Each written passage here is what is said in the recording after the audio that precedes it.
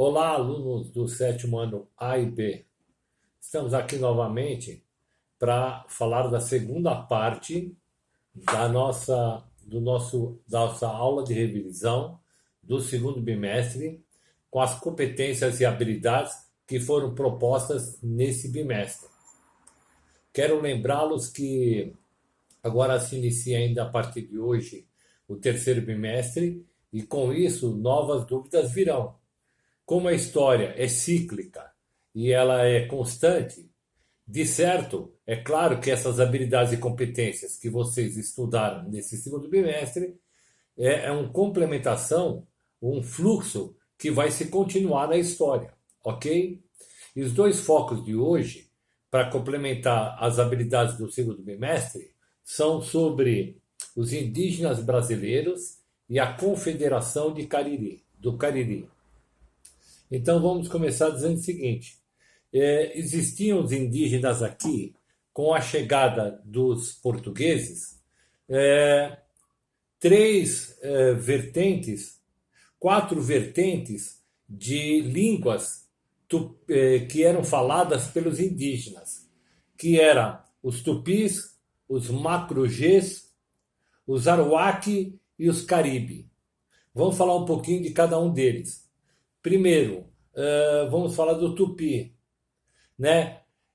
A língua tupi era dividida nas tribos Tamoios, Guarani, Tupiniquim e Tabajara. Eles foram os primeiros a terem contato com os portugueses, porque eles povoavam o litoral brasileiro. O segundo vertente linguística eram os macrogês, que ocupavam o Planalto Central, né? Brasília, né? Mato Grosso. E eles eram divididos em aimorés, goitacazes, carijós. Tiveram contato com o homem branco somente a partir do século XVII. A terceira vertente linguística eram os caribes, que povoaram o Amapá, Roraima. Eles eram diferenciados, porque eles eram, além de agressivos, eles eram antropofágicos. Que é isso? Eles se alimentavam de carne humana. Eles costumavam a crerem que comendo os seus inimigos, né? Aqueles que eles capturavam, eles comiam as próprias carnes deles, achando que eles iam adquirir poder e aquela bênção que aquela tribo tinha. Só teve contato com o homem branco a partir do século XVII, né? Através das missões religiosas. Quem foram as missões religiosas? As missões religiosas foram os jesuítas, lembra que vieram para o Brasil, enviados pela corte portuguesa, para catequizar, para alfabetizar, para converter os indígenas na sua religião católica. E, finalmente, os aruaques, que povoavam a ilha, que povoavam o Amazonas e a ilha de Marajó, né? Vamos falar um pouquinho da escravidão indígena, que foi também assunto desse segundo bimestre, né? Primeiro momento, essa troca de força de trabalho por mercadoria, que nós conhecemos como escambo, no primeiro momento foi bem aceito pelo indígena. Afinal de contas, eles prestavam serviço para os portugueses, principalmente carregando o pau-brasil, e em troca eles recebiam quinquilharias, né? Pulseiras, colares, né? Que agradavam muito os indígenas. Depois passou por um momento onde havia necessidade de mão de obra e aí o trabalho começou a ser forçado, começou a ser imposto ao indígena que trabalhasse para os portugueses. Só que, como sabemos, os indígenas não se deixavam se escravizar, muito mais trabalhar forçosamente.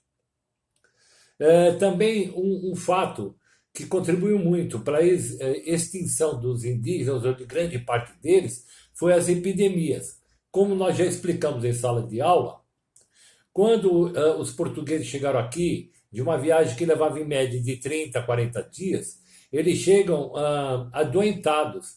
E como os indígenas não tinham autodefesa para essas doenças, né? Gripe, varíola, né? Sarampo, acabou adoecendo e milhares de índios foram dizimados através desses contágios. Também um precedente que contribuía para os indígenas era o conhecimento geográfico da terra. Então era muito fácil eles, quando eram forçosamente obrigados a trabalhar, eles fugirem, se embrenharem na mata, se eles conheciam como ninguém, muito melhor que os portugueses, né? E vale lembrar também que a igreja, no primeiro momento, se coloca contra essa escravidão indígena, ok? E aí falando um pouquinho sobre a Confederação do Cariri. O que foi a Confederação do Cariri? É um complemento dessa aula que nós estamos tendo agora. Foi uma rebelião feita pelos indígenas, que durou do período de 1683 a 1713. Localizada essa resistência principalmente no Nordeste, na Bahia, na Paraíba e no Piauí, né? Foi uma resistência contra essa imposição do homem branco deles trabalharem forçosamente, né? E aí o ápice, ou como eles vão conseguir controlar os indígenas, vai ser através dos bandeirantes, que eram homens armados, né, que trabalhavam em troca de dinheiro para a coroa portuguesa.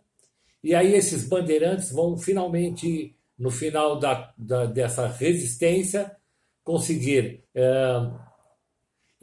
extinguir, matar centenas de milhares de indígenas, ok?